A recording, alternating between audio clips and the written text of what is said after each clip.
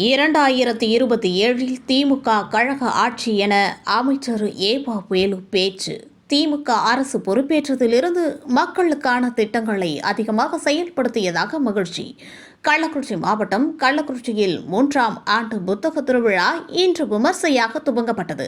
இதில் 150க்கும் மேற்பட்ட புத்தக ஸ்டால்கள் அமைக்கப்பட்டு தினந்தோறும் சிறப்பு அழைப்பாளர்கள் மற்றும் பேச்சாளர்களை கொண்டு கருத்தரங்க நிகழ்ச்சிகள் மற்றும் மாவட்டத்தில் உள்ள பள்ளி கல்லூரிகள் மற்றும் நடன கல்லூரிகள் என அனைத்து மாணவ மாணவிகளும் பங்கேற்கும் கலை நிகழ்ச்சிகளும் நடைபெறுகிறது.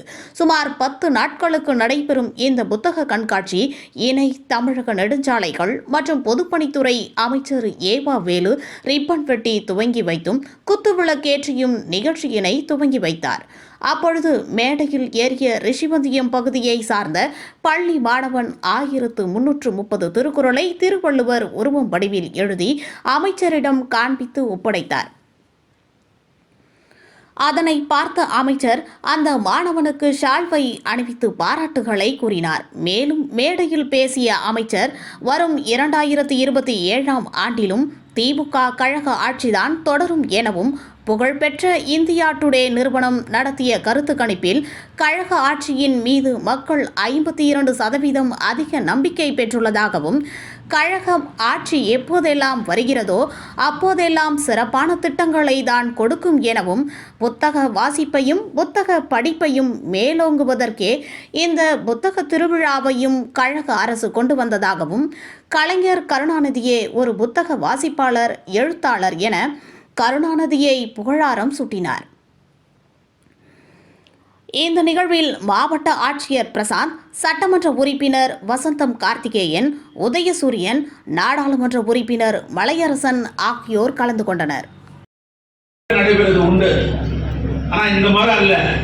இந்த மாதிரி மீண்டும் கடைகாட்சி தான் 2020 வரும். அதுல ஒன்றும் மாற்று கருத்து அல்ல.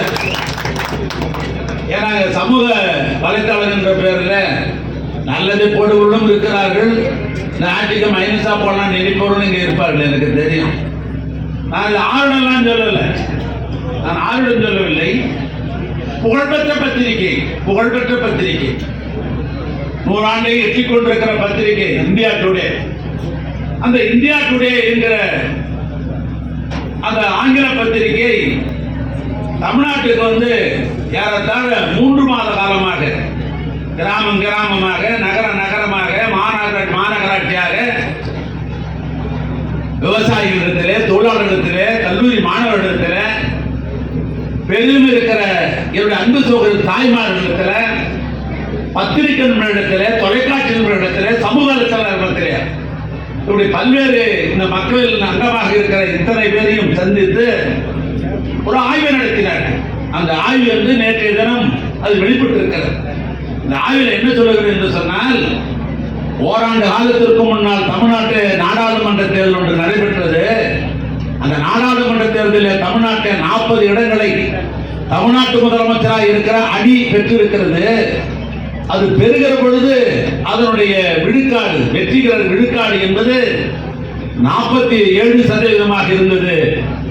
இன்றைக்கு அது என்ன மாறி இருக்கு என்று சொன்னால், இந்த ஓராண்டு கால மக்களுடைய மனமறிந்து தமிழ்நாட்டு முதலமைச்சர் மாண்புமிகு தளபதி ஆட்சி நடத்திய காரணத்தினால் இந்த நாட்டு மக்கள் 52% விழுக்காடு அவருக்கு வாக்களித்திருக்கார் என்று இந்தியா டுடே ஆக குறிப்பிட்டிருக்கிறது. இதை நான் சொல்வதற்கு என்ன காரணம் என்று சொன்னால், கழகம் எப்பொழுதெல்லாம் ஆட்சிக்கு வருகிறதோ அப்பொழுது பல்வேறு திட்டங்களை கொண்டு வருகிறது. அந்த வகையில் தான் இன்றைக்கு இந்த புத்தக திருவிழா. அவர் யோசித்து பாருங்கள். இந்த புத்தக திருவிழா என்பது சில பேருக்கு ஆட்சியமைப்புக்கு தான் சாத்தியக்கூறு, எல்லாருக்கும் சாத்தியக்கூறவில்லை. ஆக கழகம் ஆட்சிக்கு வருகிற பொழுது சாத்தியக்கூறாவதற்கு என்ன காரணம்? 5 முறை தமிழ்நாட்டு முதலமைச்சராக இருந்த அறிஞர் கலைஞர் அவர்கள் ஒரு எழுத்தாளர். இன்னும் சொல்ல போனால் எழுத்தாளராக இருக்கிறவர், சென்னை புத்தக காட்சியெல்லாம் தெரியும் உங்களுக்கெல்லாம், எழுத்தாளராக இருந்தவர்.